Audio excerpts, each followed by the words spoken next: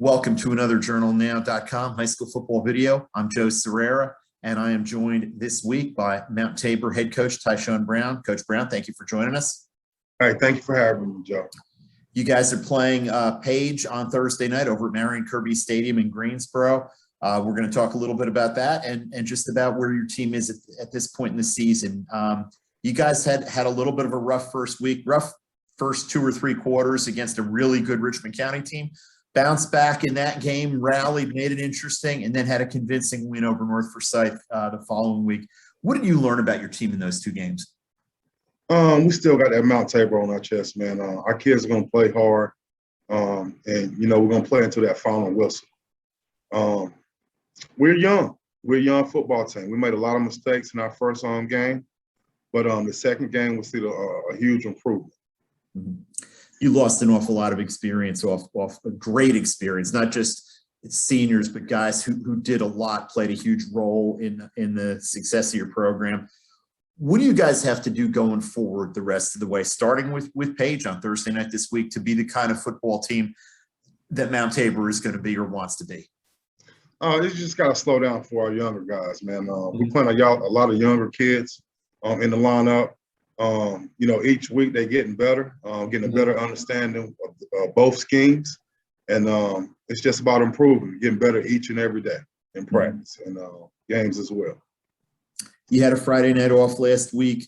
How do you as a coach and as a staff approach an off week, and in terms of what you try to do during that week and what you want to get out of it from a football standpoint? Well, the biggest thing, we wanted to keep our focus on Page. We didn't want to jump into the next game. Not only I'm the head football coach, but I'm also the defensive coordinator. So I don't want to look at a whole nother offense. And I just want to keep my focus on Page. Page is a really good football team. Mm-hmm. How much self-scouting do you do when you get a chance like that, where you don't have to just focus on something right in front of you a few days off, but you've got a little bit more time? You self-scout. We do it each and every Sunday during our coaches meeting. I'm going to go back and watch things that I could have done better, different calls, decisions that I made in the game. And I'm just going to look at my overall offense and defense and see how people are going to try to attack us. It's very important that, you got to know your weaknesses, because we play a lot of good football teams and a lot of well-coached teams. And so, those guys are going to see our weaknesses. And so we need to know what our weaknesses are in order to work on. I hear you. You mentioned that Page team that you're going to face this week. They're 0-2. They have played 2 tough opponents on the road in Dudley and Reedsville. They hung with each of them for a half, and then their youth and their maybe lack of depth kind of took a toll on them. What do you see from the Pirates as you watch video of them? Physical football team, man.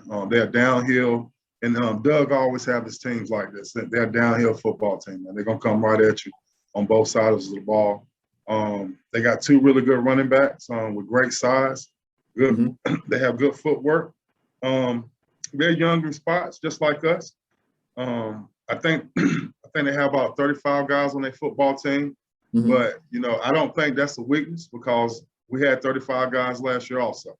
So you can see those guys play for one another. They play hard, and now that it's cooling off, that those guys are going to be ready to go. They're going to be able to play both ways. Yep, I hear you. How is your non-conference schedule preparing you for the gauntlet that's going to be the Central Piedmont 4A? You had some tough games in the Piedmont Triad 3A. Dudley obviously comes to mind, and Parkland and some other years, and some tough games in there. But this conference that you're going into now is a meat grinder. I mean, there's no doubt about it. At one point, one of the polls in the state of the top 25 teams in 4A had 7 of the teams from your conference in that top 25 in the western part of the state. I mean, how do you gear up for that? The biggest thing when I was doing the schedule, I wanted to go out and play some tough competition, but at the same time, I wanted to keep my guys healthy going into to conference play. Years past, we played most of the CPC teams before we got into our 3A conference. And we know what their life is about. Each and every week, you got to come to play and to play good football to that final whistle. So it's not really about rivalries per se, getting up, things like that. It's about being consistent and execute. You know, because one week you might play a West Forsyth, and the next week you might play an East Forsyth. So it's not a game where you can say that we're gonna ride on emotions. It's not about that. It's about executing, playing good football. Mm-hmm. What does your team need to do this Friday night? What are some of the things that you need to prepare for with this Page team and execute on Friday night? Or I'm sorry, Thursday night. I keep saying Friday night, Thursday night. I'm sorry. It's simple, man. You got to stop on Page running game. You got to be able to stop their running game. You got to be able to run the football also. I'm very pleased with the play of my quarterback, and as he continues to improve, this offense is going to improve even more. And I have a young defense, but those guys are starting to get it. We had a shutout against North Forsyth, and I want to build off of that energy that we started in that game. Sounds good. We look forward to seeing what your Spartans do on Thursday night over at Marion Kirby Stadium in Greensboro. Thank you for your time, Coach. Thank you, sir. Looking forward to it.